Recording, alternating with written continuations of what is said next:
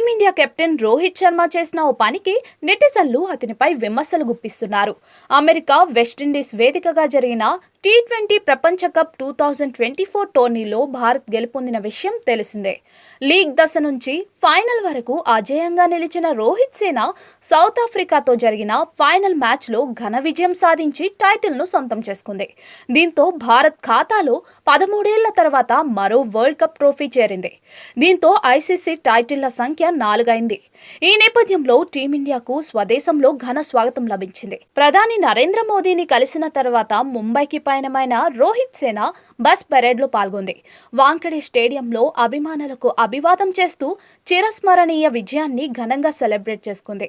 వాంఖడే స్టేడియంలో సన్మానం అనంతరం బీసీసీఐ ప్రకటించిన 125 కోట్ల నగదు బహుమతిని జట్టు సభ్యులకు అందించడం జరిగింది. ఇదిలా ఉంటే కెప్టెన్ రోహిత్ శర్మ తల్లి పూర్ణిమ శర్మ సైతం ఈ ఆనందోత్సవంలో భాగమయ్యారు. ఈ క్రమంలో కుమారుడిని చూసి తీవ్ర భావోద్వేగానికి గురైన ఆమె ఆప్యాయంగా ముద్దుల వర్షం కురిపించారు.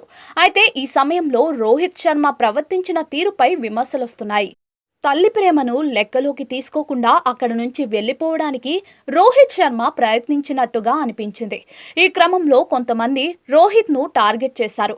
భార్య, కూతురితో ఉన్నంత అనుబంధం తల్లితో లేదా అంటూ నెటిజన్లు రోహిత్ శర్మను ప్రశ్నిస్తున్నారు. రోహిత్ ఇలా చేయడం బాలేదంటూ విమర్శలు గుప్పిస్తున్నారు.